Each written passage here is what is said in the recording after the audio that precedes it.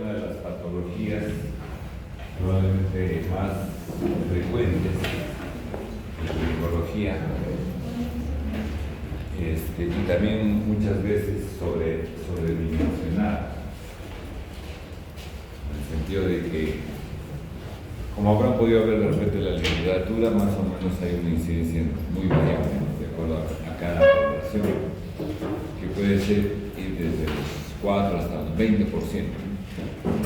¿Y por qué tanta variación en la estadística de esa patología? Porque, como vamos a ver, hay mucha diversidad de criterios, desde los más empíricos, como el hecho de que una mujer o niña o adolescente puede hacerse una ecografía casual, le ven en la ecografía zonas anecogénicas en los ovarios y le dicen: tiene usted ovario poliquístico, y le dan inmediatamente anticonceptivos, lo cual, como vamos a ver, es totalmente erróneo y excesivo. Pues bien, desde hace muchos años, miren ustedes, este óleo que se describe en el año 1631, que el rey de Alcalá mandó a pintar a un pintor, José Luis Sáenz, esta imagen, donde se ve una imagen de una mujer barbuda dando de lactar a su niño. Desde ahí más o menos hay descripciones de esta patología. Lo que obviamente no se sabe si es que esta mujer barbuda era como ovario poliquístico o una mujer hiperandrogénica, pero hay descripciones de ese entonces en los cuales hay cierta relación con el ovario poliquístico. Años después, estamos hablando del año 31, hay dos autores, Stein y Leventhal, que hacen una descripción de ovarios demasiado blancos, escleróticos, grandes, aumentados de tamaño, y que encontraban cierta relación con algunas mujeres obesas e hirsutas. Y por eso es que por mucho tiempo se llamó a este síndrome el síndrome de Stein-Leventhal, por estos dos autores, el síndrome de Stein-Leventhal. Después de eso ha habido una serie de intentos de clasificación de esta patología, ¿no? Que, como les he dicho, pues probablemente es la enfermedad metabólica más frecuente y con mayor compromiso a nivel sistémico. Es frecuentemente hallado en varias patologías. Una de ellas es la patología metabólica, la otra es cuando hay mujeres que no pueden tener bebés, infertilidad, y de ahí dentro del estudio se encuentra justamente el síndrome de ovario poliquístico, que es un problema de una causa de infertilidad. O aquellas mujeres que simplemente van porque sus menstruaciones son muy irregulares, menstruan cada 2, 3 meses, 4 meses, y quieren regular su menstruación. O por otro lado, mujeres que a veces tienen sangrados frecuentes. En todas ellas se puede encontrar una coexistencia de esta patología, que es el síndrome de ovario poliquístico. La etiología, si bien hay se han encontrado muchas causas del síndrome de ovario poliquístico, la etiología exacta no se sabe. Entonces,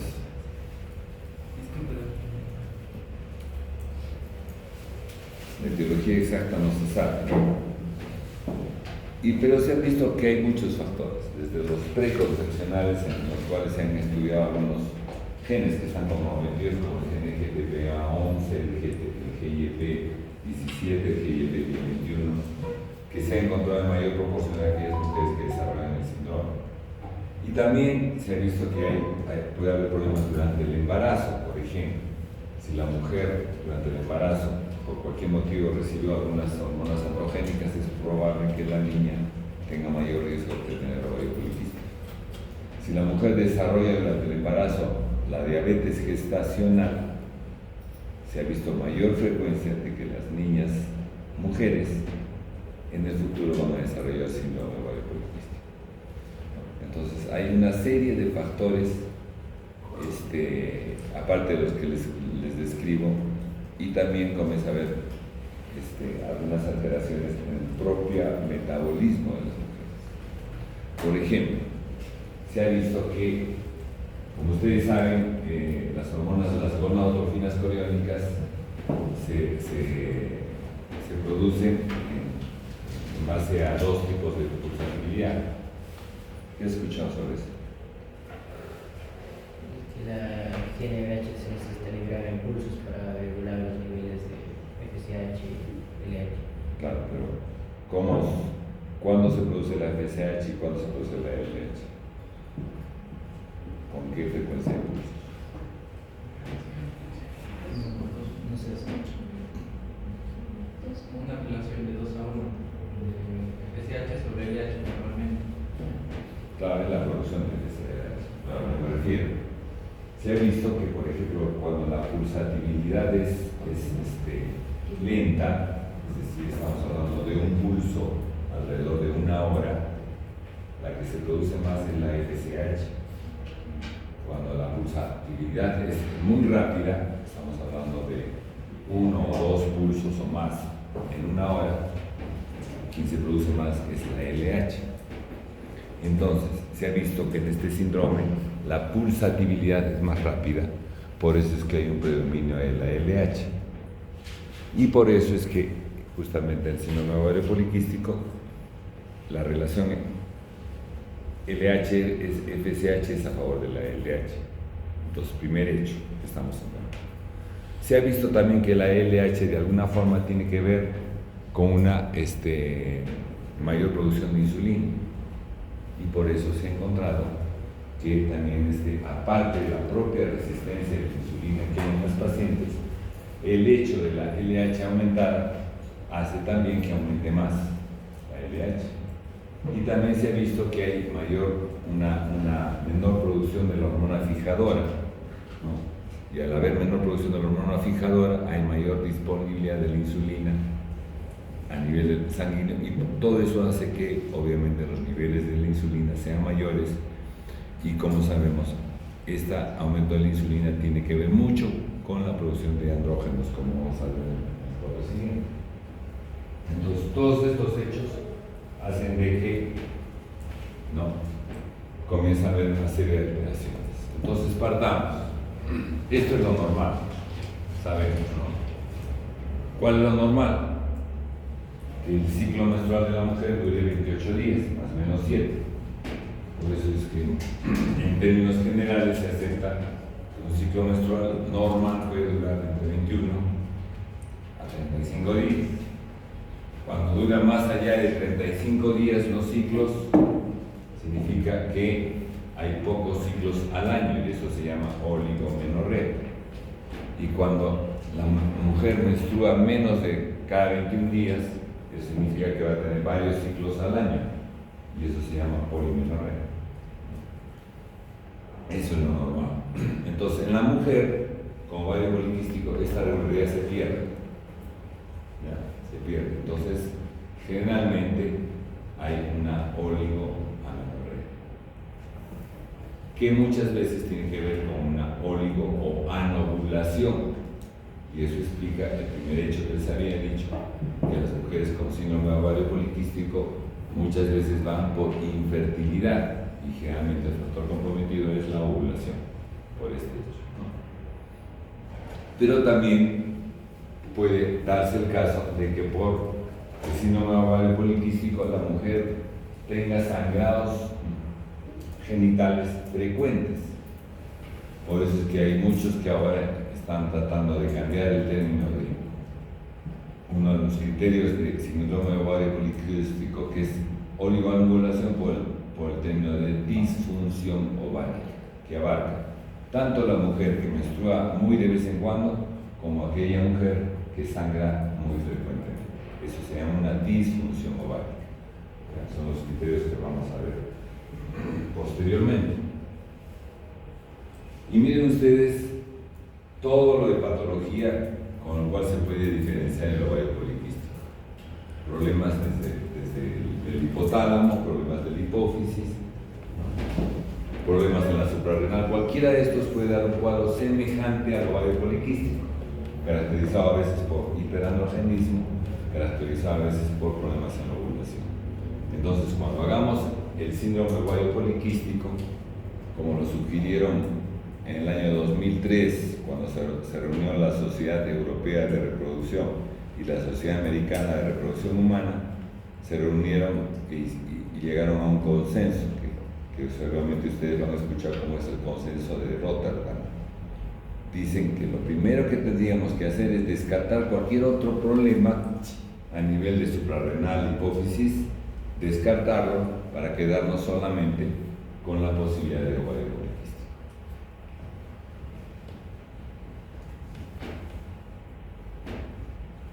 Entonces, evidentemente, uno de los grandes hallazgos que hay, que es que hay un problema en la foliculogénesis.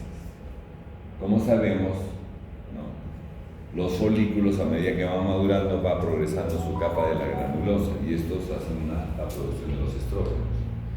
En el ovario poliquístico está este coloquio que hay entre la capa de la granulosa y los folículos se altera y por ende había mayor producción de estrógenos, que es uno de los hallazgos del ovario poliquístico. Entonces, y eso obviamente deriva en una mayor producción de andrógenos. Entonces, miren ustedes, esto es lo que les había hablado. ¿Qué va a ocurrir? Una mayor resistencia a la insulina, que evidentemente va a producirse por la mayor resistencia a la insulina, la menor producción de la hormona fijadora de la globulina, por ende eso deriva en que la insulina libre esté más en mayor disposición, y todo eso va a influir sobre la mayor producción de la insulina y la mayor producción de andrógenos. Y ese es el primer hallazgo que vamos a tener en el ovario poliquístico, que es el hiperandrogenismo, que puede ser clínico o también puede ser demostrado a través del laboratorio. El primer hallazgo, hiperandrogenismo. Nuevamente, aumento de la insulina. Al haber aumento de la insulina hay mayor posibilidad de obesidad. Eso también produce una mayor producción a nivel de la aromatasa, aumento de la actividad androgénica, y el andrógeno nos va a dar la signología clínica típica del síndrome ovario poliquístico, es decir, hirsutismo, acné, seborrea y problemas de oligoamenorrea. Y por otra parte, fíjense ustedes que también todo esto nos va a dar mayor posibilidad de problema vascular. Y como vamos a ver, una de las graves repercusiones que puede haber en el ovario poliquístico justamente es un síndrome metabólico, en el cual puede haber problemas de hipertensión, puede haber problemas de mayor daño endotelial y mayor problema de coagulopatías.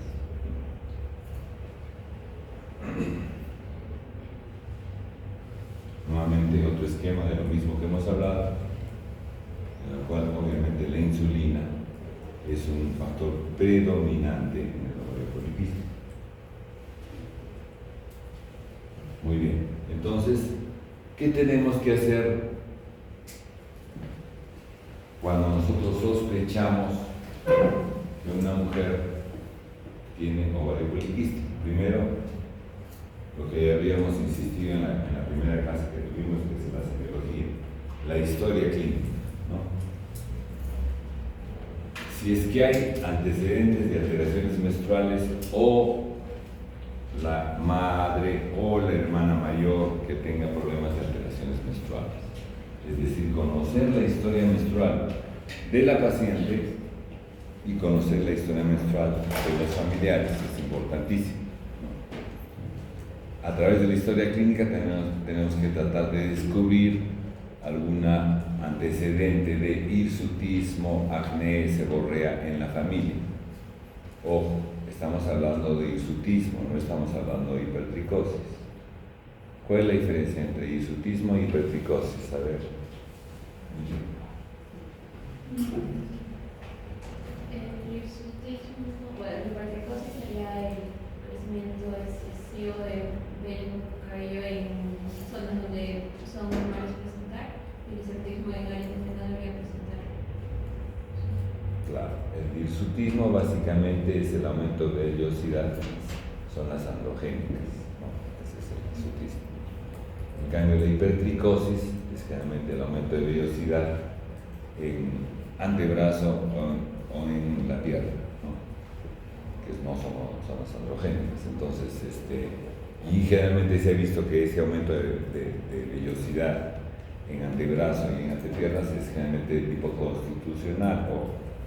Por eso cuando nosotros veamos a una señorita que tiene aumento de vellosidad en estas zonas, nuestra primera posibilidad no va a ser pensar en un hiperandrogenismo, sino pensar en un problema constitucional familiar. Muy bien, entonces por eso es importante estos antecedentes de la familia.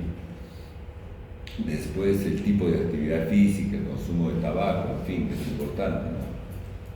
Y en la exploración física y evidentemente la relación peso-talla nos va a dar un índice de masa corporal que se ha visto que en mayor proporción está en relación con un sobrepeso. Ojo, en mayor proporción. Hay varios artículos que han salido en los cuales se ha visto que el ovario poliquístico también puede estar en relación con mujeres delgadas. Pero es muy importante conocer el índice, la relación peso-talla con el índice de masa corporal. Después, descubrir problemas a nivel del cuello, como la zona nigrica, la mancha nigrica. Examinar tiroides.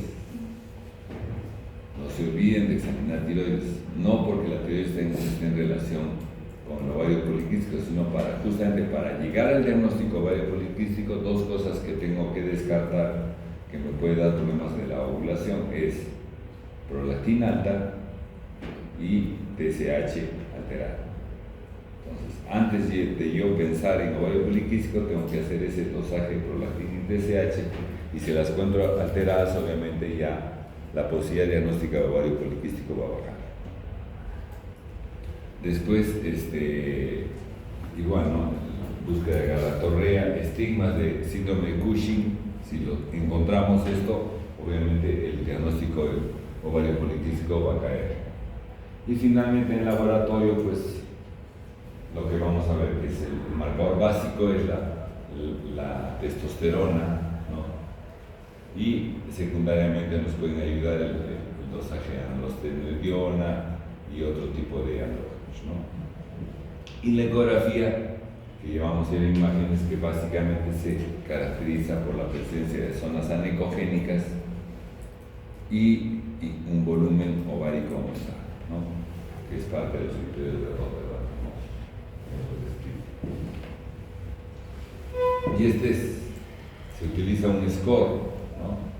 O la escala de Ferriman-Gatwood, en las cuales el aumento de la velocidad es en 9 zonas, y de acuerdo a la cantidad de velocidad nos da un puntaje, y se ha visto que por lo menos, la mayor parte dice, cuando el puntaje supera el 5, ya estamos hablando de un hirsutismo.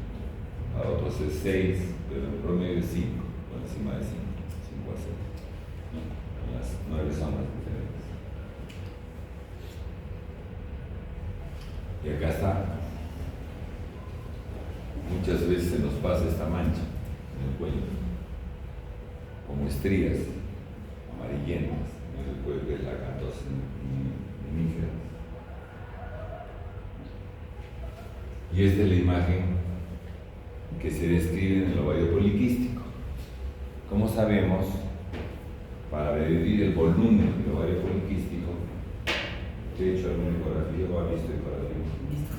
A ver, ¿cómo sabe usted, por ejemplo, que el ovario lo estamos viendo en un corte longitudinal?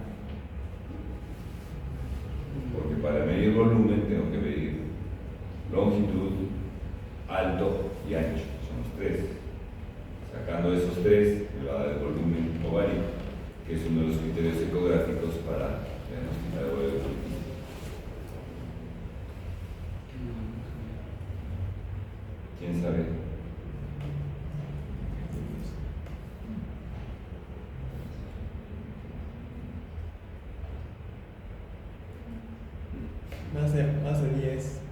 más de 10 bilaterales opuestos en ambos ovarios, de tamaño pequeño y más de 21, no recuerdo no, más de 10 en grandes y más de 21 en pequeños, imágenes pequeñas, bilaterales podrían ser, esos se encuentran independientemente.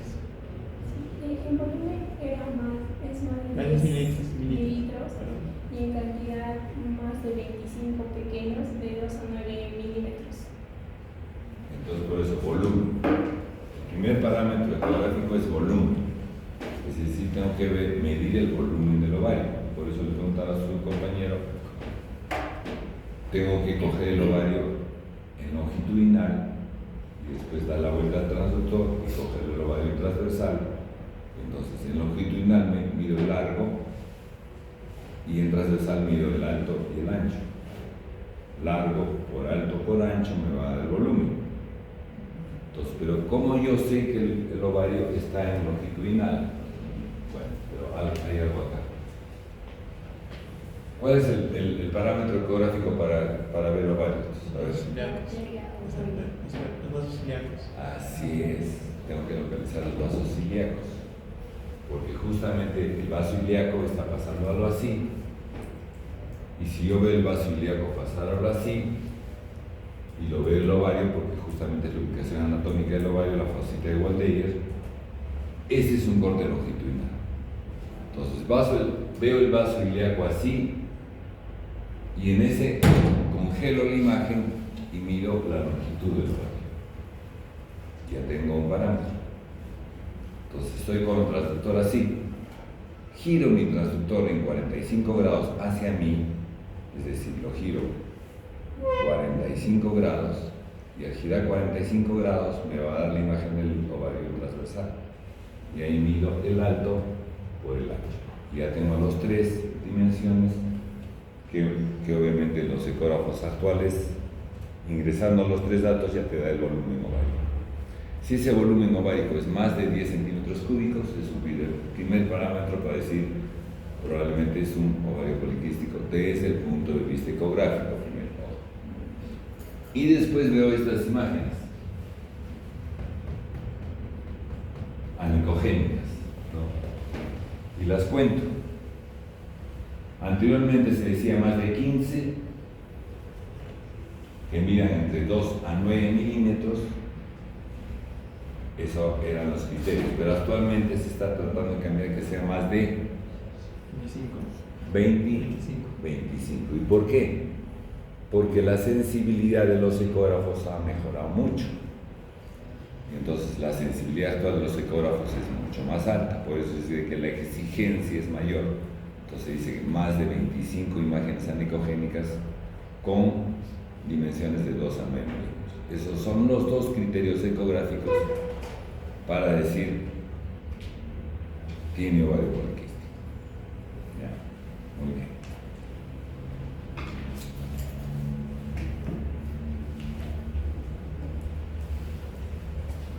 Y los otros son los criterios laboratoriales, que como hemos dicho ya, la relación LH-FSH está a favor de la LH, la testosterona libre, obviamente, valor normal menos de 8 picogramos por mililitro, y los niveles de androstenediona también tienen que estar alterados. Eso me da el criterio laboratorial de hiperandrogenismo. Y el criterio clínico es justamente la presencia de hirsutismo, acné progresivo. Entonces, miren ustedes. En base a eso, en el proceso de Rotterdam se dijo, primero, una mujer, debo descartar cualquier otra patología como las que hemos visto en el cuadro inicial, es decir, debo descartar que tenga Cushing, debo descartar que tenga un problema en la hipófisis, debo descartar que tenga un problema del hipotálamo, y descartando todo eso, si la mujer tiene oligoanovulación, 1, signos clínicos o bioquímicos de hiperandrogenismo, 2, y imagen ecográfica ovarios poliquísticos, 3, esos son los criterios con los cuales hago el diagnóstico del síndrome de ovario poliquístico, que es diferente de aquel que dice que tiene el ovario poliquístico ecográfico. ¿Me entienden, no? Criterios de Rotterdam exige 3. Oligonovulación, que ahora ya estamos diciendo que hay algunos que dicen que es mejor hablar de disfunción ovárica porque no solamente la mujer se ha visto que tiene problemas de que menstrua muy alejadamente, sino también hay mujeres con ovario poliquístico que sangran frecuentemente, por eso les prefería hablar ahora de disfunción ovárica. Los signos clínicos, hirsutismo, acné, alopecia, todo, seborrea, acantosis nigricras, y bioquímicos, alteración de la testosterona, la estradiol u otras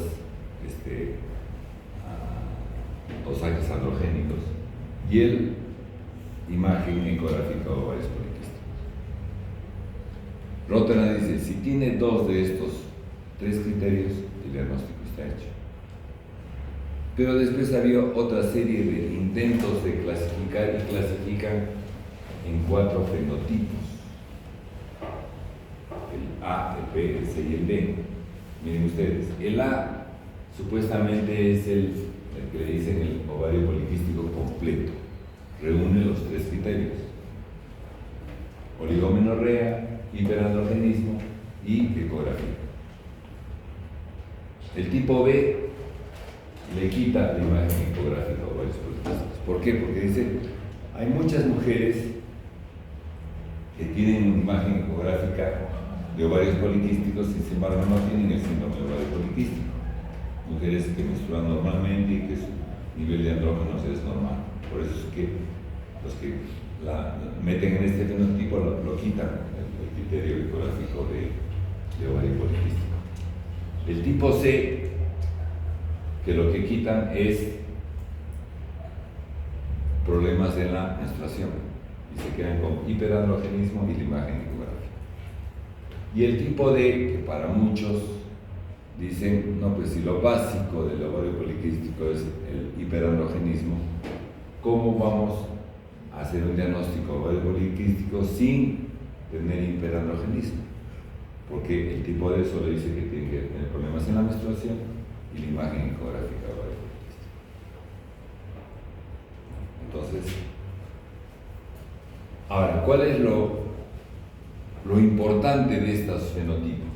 Porque se ha visto que el fenotipo A y el B probablemente son los fenotipos que más complicaciones van a tener en esta mujer. Ya vamos a hablar qué tipo de complicaciones. Estamos hablando de problemas metabólicos, problemas reproductivos, problemas neoplásicos. Entonces, el A y el B. El C y el D son los que menos problemas tienen. Y el D, que definitivamente hay muchos, como les digo, que no lo catalogan como ovario poliquístico. Y por eso es probablemente la gran diferencia en las incidencias en la literatura, porque hay unos que lo incluyen al grupo D, hay otros que solamente incluyen al grupo A, si no tienen los 3 no lo catalogan, y hay otros que incluyen los 4 fenotipos. Pero es importante que sepan eso.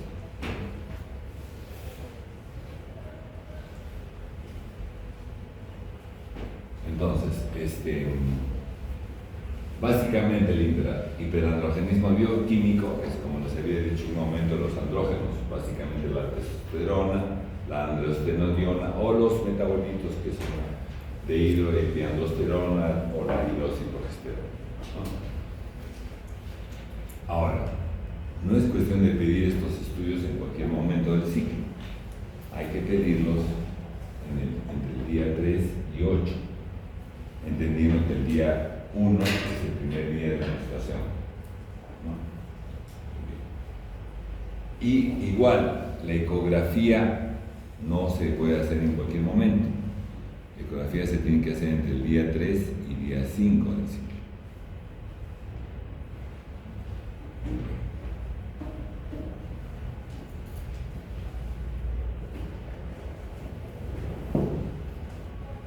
Entonces, criterios de Rotterdam, 2 de los 3.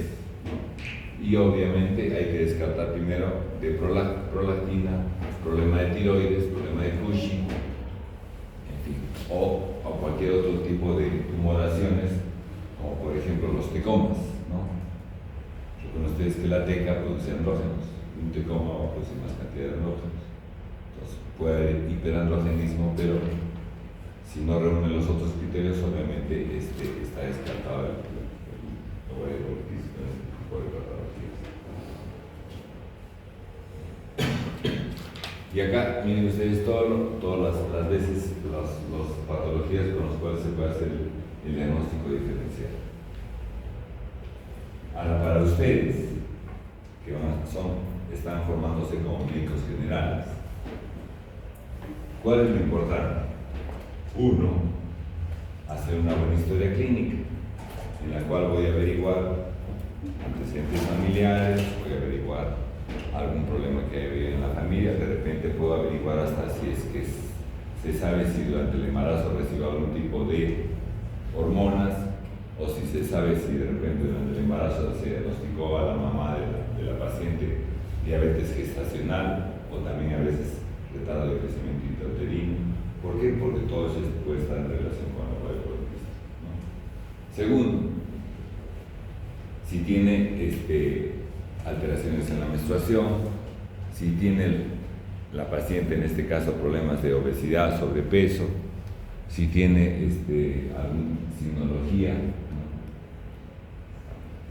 de acantosis nigras, descartar si no tiene algún problema de tiroides, si es que no tiene problema de secreción láctea, o sea, para correr que les voy a indicar hiperprolactinemia, y de todas maneras hacer un dosaje de prolactina y TSH. Si todo eso está normal, entonces ya nos quedamos con el grupo de poblaciones que vamos a estudiar y aplicar los 3 criterios de Terrafordran, que como les digo, pese a que hay algunos intentos de cambiarlos, sigue estando vigente actualmente los criterios de Rotterdam.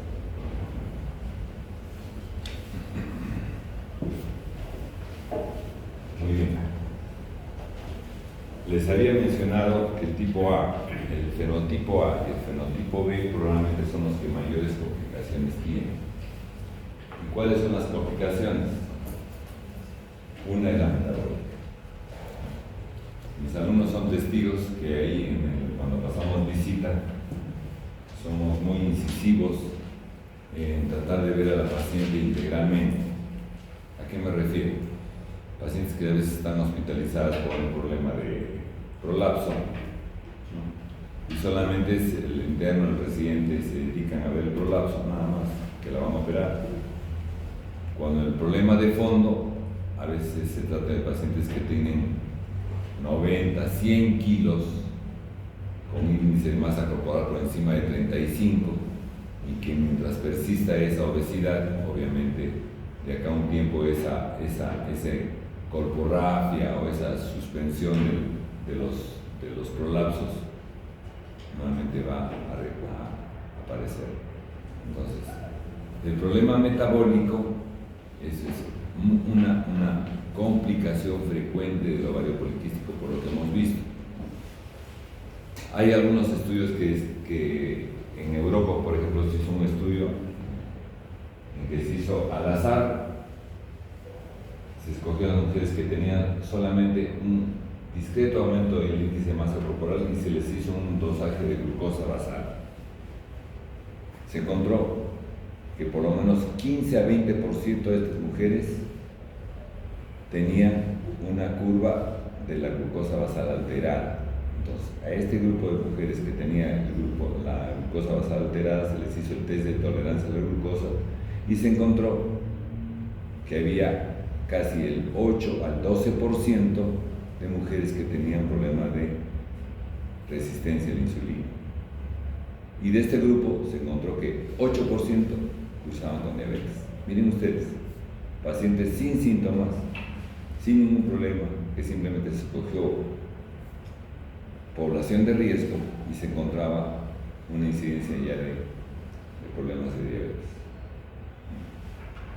Y evidentemente, si bien el cuadro clínico básico, principal del ovario poliquístico, como estamos diciendo, es pacientes insultas, obesas, diabéticas, estas tienen mayor posibilidad de tener un problema metabólico y disfunción vascular. Y con la disfunción vascular, obviamente, aumenta la posibilidad de tener problemas de presión alta y configuran lo que seguramente ustedes ya en clase teórica han visto y han estudiado como el síndrome metabólico, ¿no? Entonces, el ovario poliquístico es una de ese grupo poblacional que puede llegar a tener síndrome metabólico. Lo segundo es reproductivas, evidentemente, ¿no? Si es una mujer que por lo que hemos descrito, la resistencia a la insulina, problemas en la ovulación, va a tener problemas en la ovulación. Y un factor que puede estar comprometido en este grupo de mujeres es justamente la ovulación. Entonces, como vamos a ver al final, cuando nosotros intentemos tratar a estas mujeres con ovario poliquístico, vamos a tener dos grupos de población. Aquella mujer que viene donde nosotros porque básicamente no se puede embarazar, y dentro del estudio descubrimos que tiene un síndrome de ovario poliquístico. Entonces, en ese grupo de mujeres lo que haremos es tratar de mejorar su ovulación, con mejorar el estilo de vida y dándole inductores de ovulación. Y el otro grupo de mujeres que básicamente nos consulta porque su regla está muy alterada, ¿no? Entonces lo que haremos en esa mujer básicamente será regularle la menstruación, y probablemente la mejor arma terapéutica va a ser los anticonceptivos orales combinados de dosis baja. Segundo complicación. Lo tercero es justamente lo que hemos dicho, ese desbalance que hay con mayor producción de estrógenos nos va a crear posibilidades de tener mayores neoplasias estrógeno dependientes, como por ejemplo el cáncer de endometrio. Y finalmente, lo que muchas veces nunca vemos y nos preocupamos, repercusiones psicológicas. Quiero que se pongan en el caso de una mujer obesa, con acné, seborrea, alopecia y encima no se puede embarazar. ¿Cómo se encontrará desde el punto de vista psicológico? Terrible. Y encima a veces tiene problemas de el sueño, ¿no? La apnea del sueño, que le dificulta dormir. Entonces su estado general estará muy venido a menos y obviamente habrá problemas psicológicos que tenemos que enfrentarlos. Por eso que siempre que tenemos que nosotros tener un enfoque global. Sería muy jactancioso de parte de los ginecólogos decir que nosotros tratamos el ovario poliquístico. No, nosotros debemos ser solamente parte del equipo que trata a una paciente con ovario poliquístico. Y ese equipo debe estar integrado por el ginecólogo, el endocrinólogo, la nutricionista, el psicólogo, el dermatólogo para los problemas de estética, todo eso. Debe ser un enfoque multidisciplinario para lograr enfrentar estos cuatro problemas.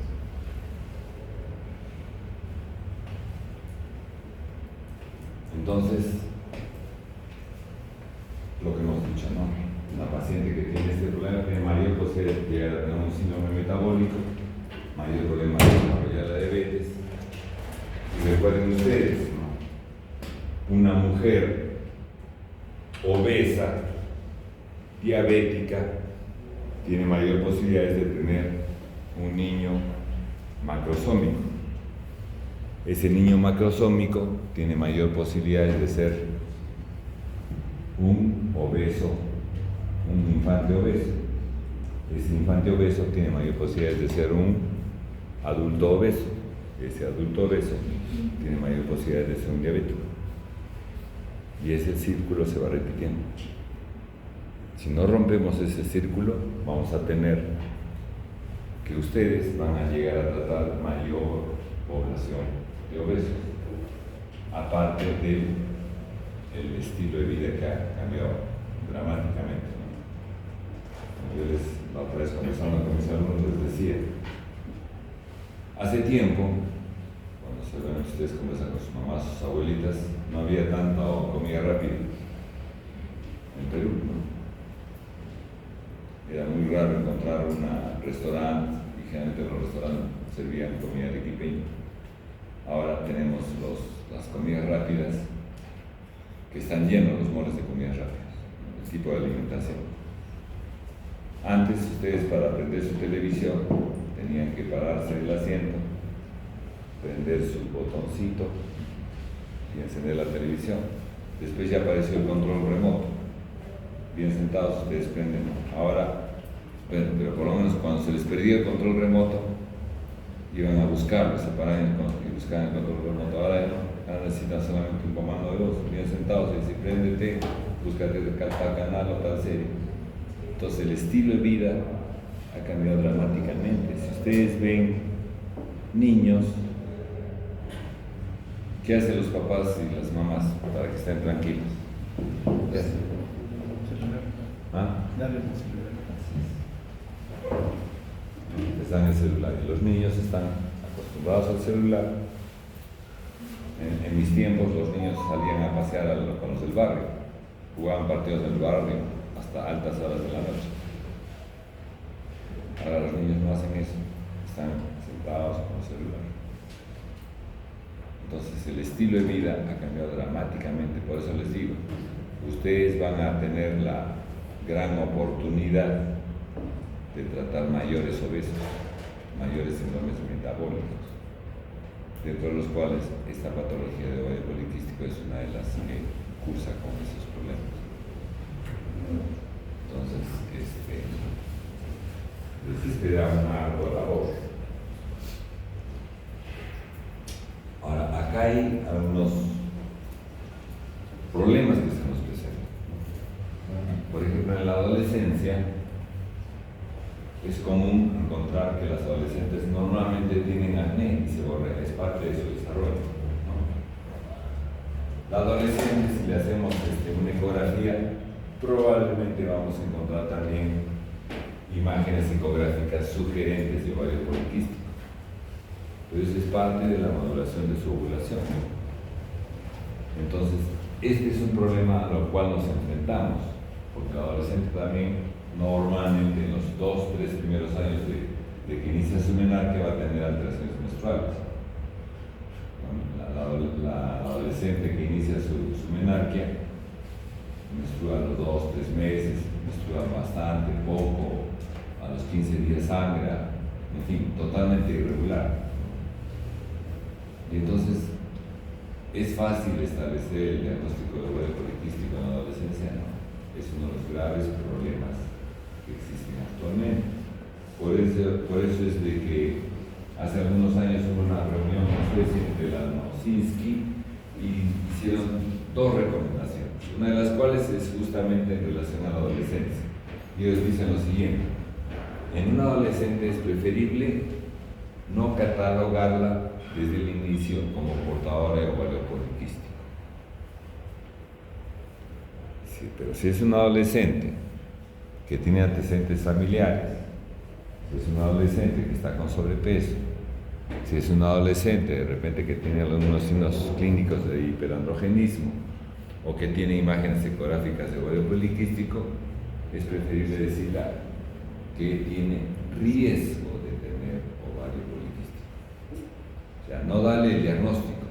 Su niña o usted, señorita, tiene ovario poliquístico, porque a veces eso crea un problema psicológico ya, ser catalogado como ovario poliquístico. Hay que decirle, tiene riesgo de tener ovario poliquístico y hay que hacerle un seguimiento más continuo, seguimiento anual o cada 2 años, ¿no? Para ir viendo si pasados los 18 o 20 años desarrolla realmente el ovario poliquístico. Entonces, jamás se les ocurre diagnosticar a un adolescente de 13, 14, 15 años de edad como portador de ovario poliquístico.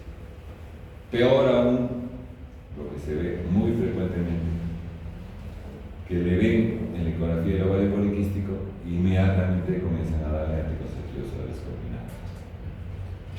La mamá feliz, porque el adolescente que menstrua cada 2-3 meses comienza a menstruar, entre comillas, todos los meses. bajo la acción del ovario poliquístico. Pero lo que estamos haciendo es agrediéndole su eje hipotálamo hipófiso gonadal por darle hormonas exógenas cuando recién está en maduración su eje.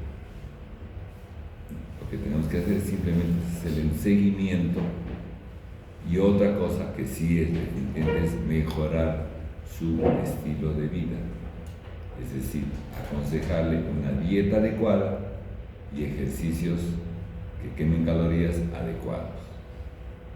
¿Cuánto es, más o menos?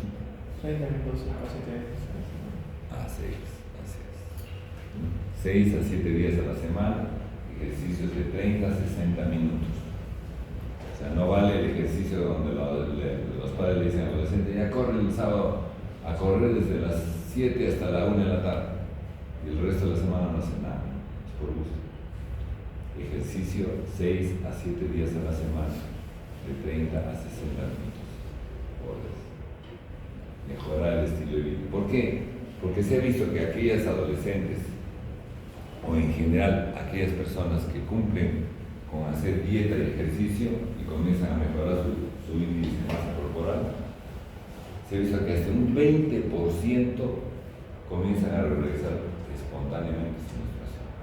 Un 20%. Y en aquel grupo de mujeres que no podían embarazarse, se ha visto que hasta un 12 a 14% comienzan a ovular espontáneamente, solamente mejorando el estilo de vida y mejorando su índice de masa corporal. Entonces, la primera cosa que ustedes tienen que incidir como médicos generales es mejorar el estilo de vida. Mejorar el estilo de vida, es decir, la dieta y el ejercicio.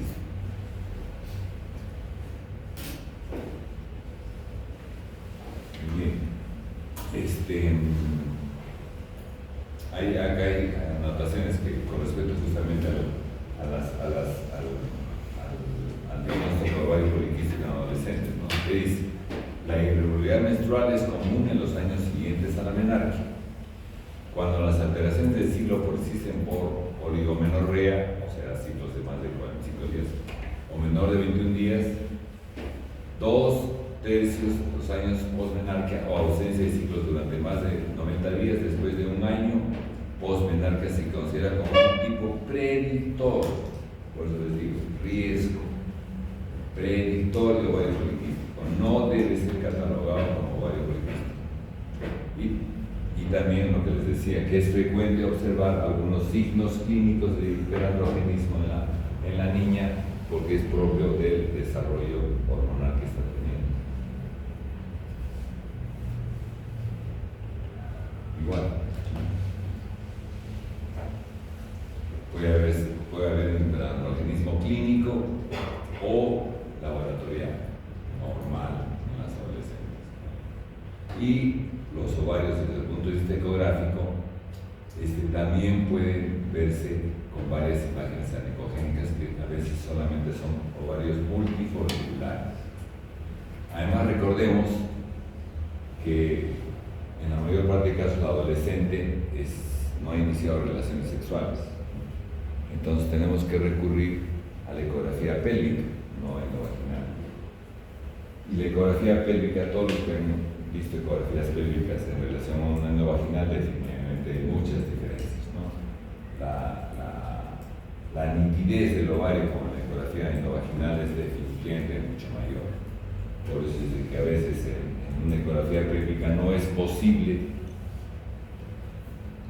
contar el número de folículos como si se puede hacer en la ecografía endovaginal.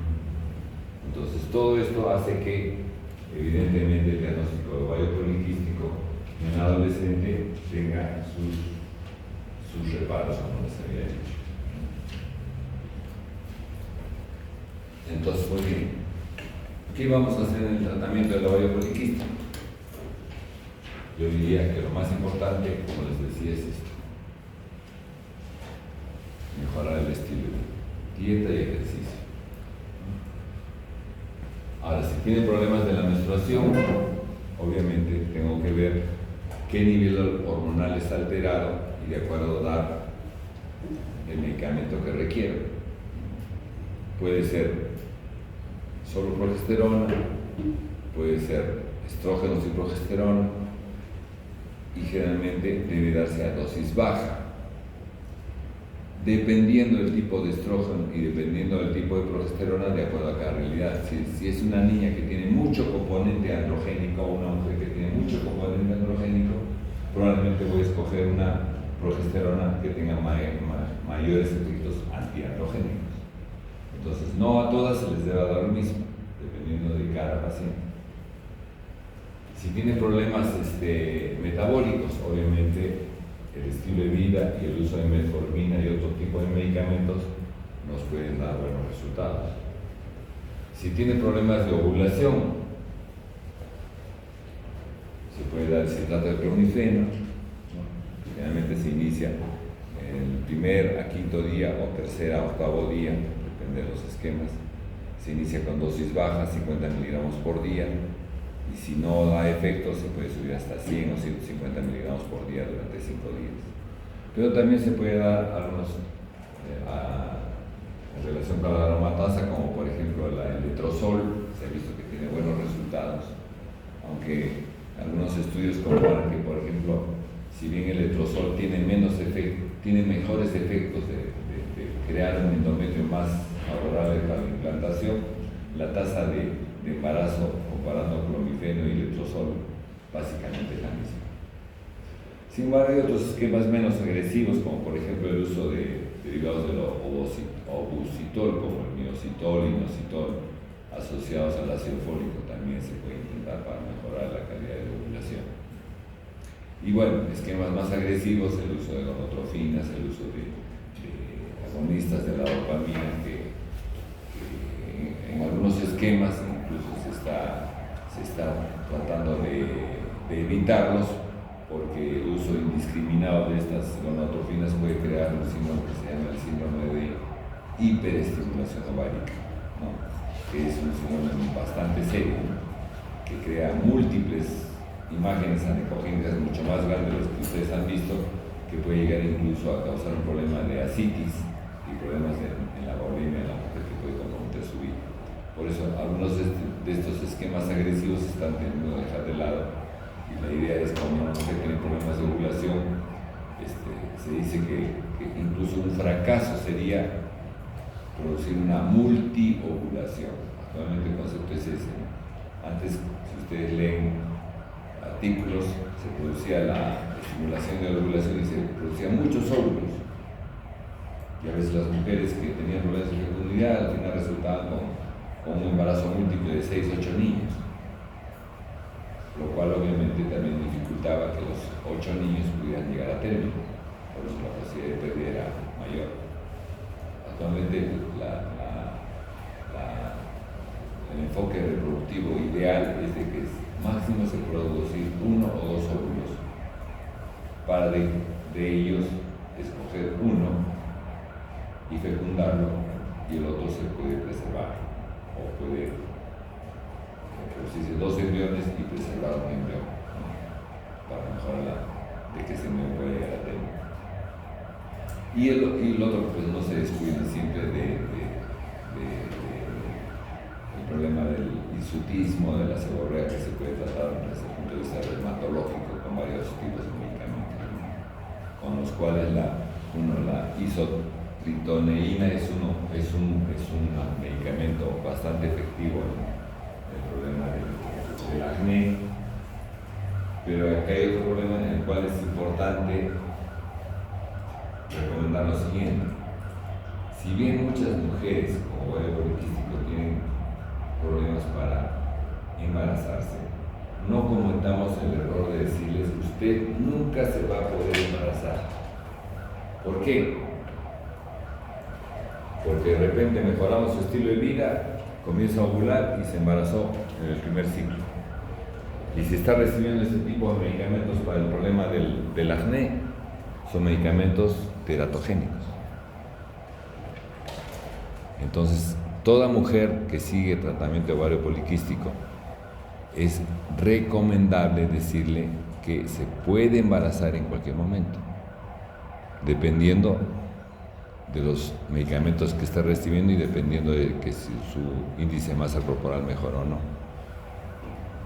se tiene que seguir cuidando si tiene pareja. Ahora, obviamente, si es la mujer que recibe anticonceptivos orales combinados, bueno, estamos tratando dos cosas, ¿no? La anticoncepción y el problema de la alteración hormonal para que menstrue periódicamente.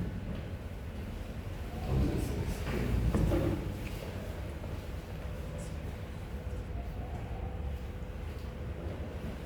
hay varios estudios, como por ejemplo dice que la metformina definitivamente es un recurso importante, sobre todo aquellas mujeres que tienen un problema de la resistencia a la insulina.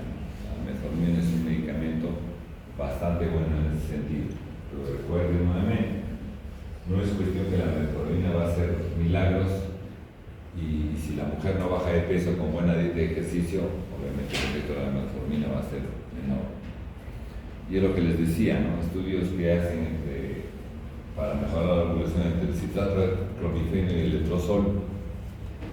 Se ha visto que, por ejemplo, el letrozol crea mejores condiciones a nivel de endometrio, pero la tasa al final de embarazo logrado por ambos medicamentos es casi igual, ¿no? Entonces hay que ver en qué tipo de pacientes damos clomifeno, en qué tipo de pacientes damos letrozol. Y también el uso de los inositoles, minoxidil, inositol, todo eso en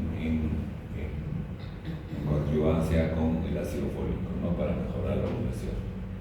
Hay muchos estudios que nos dicen que tienen buenos efectos, sobre todo en aquel tipo de mujeres con el borderline, ¿no?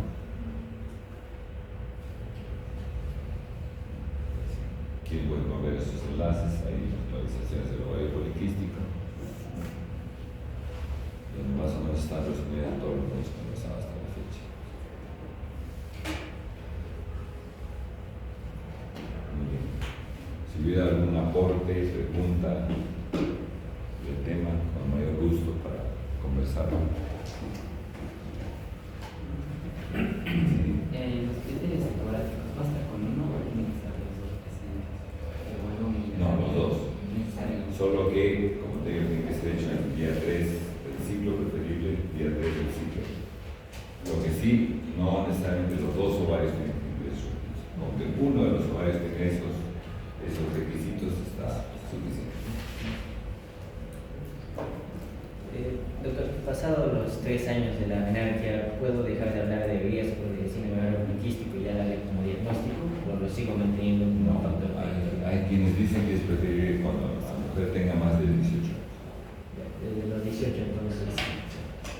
Si sigue manteniendo lo que tú encontraste cuando tenía los 14 años y no modifica el aspecto físico, ni los estudios laboratoriales, ni la imagen ecográfica, ya puedes hablar de ovario poliquístico. Y si hubiera cierta regresión pero no completa, ¿lo mantengo en observación o qué hago? Dependiendo, si por ejemplo es una mujer que sigue manteniendo el sobrepeso, entonces de repente tienes que empezar a darle metformina, ¿no? Si es una mujer que sigue estando muy irregular, pero que obviamente no le interesa todavía el embarazo, podrías darle anticonceptivos a la vez con las dos.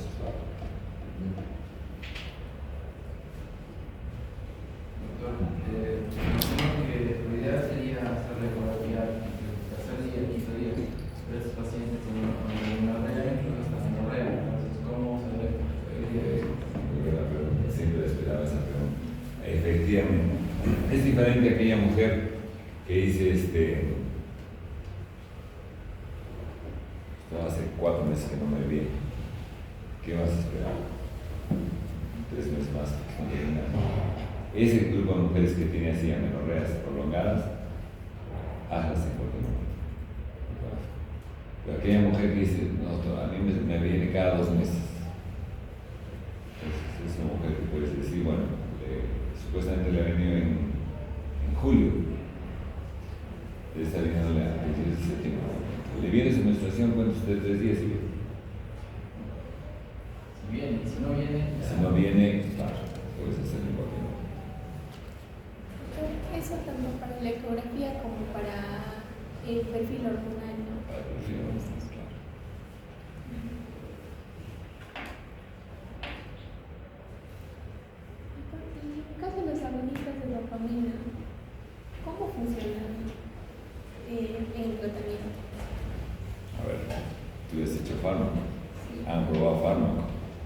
pedir permiso para estudiar fármaco. Porque ni era prolactina. Eso ya no. Básicamente uno de los problemas que puede hallarse es una prolactina alta, ¿no? Entonces, si tú le estás quitando, si tú estás quitando ese factor de prolactina alta, ¿no? Entonces probablemente vas a parar la universidad.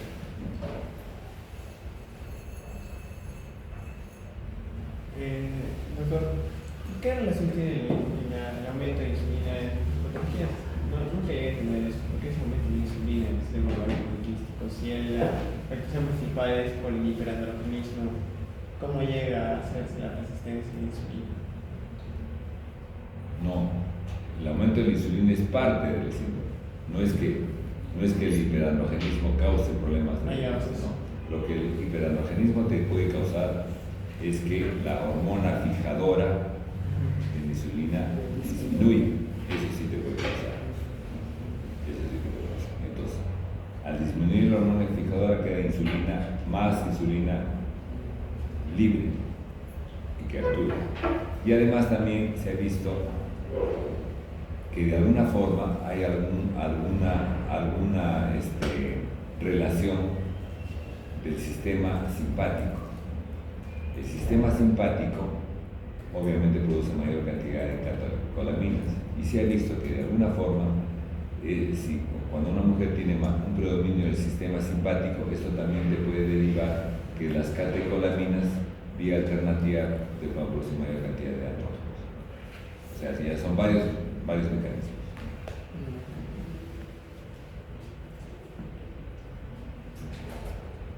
Ya llegó el doctor Dante para la siguiente clase. ¿Quieres? Doctor, una última pregunta. Una última.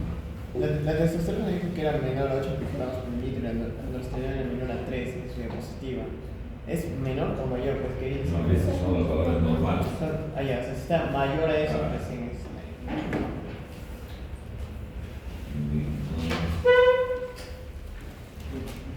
Bien pasado. Sí, nos programaron 2 clases a la misma. Pues ya acabamos de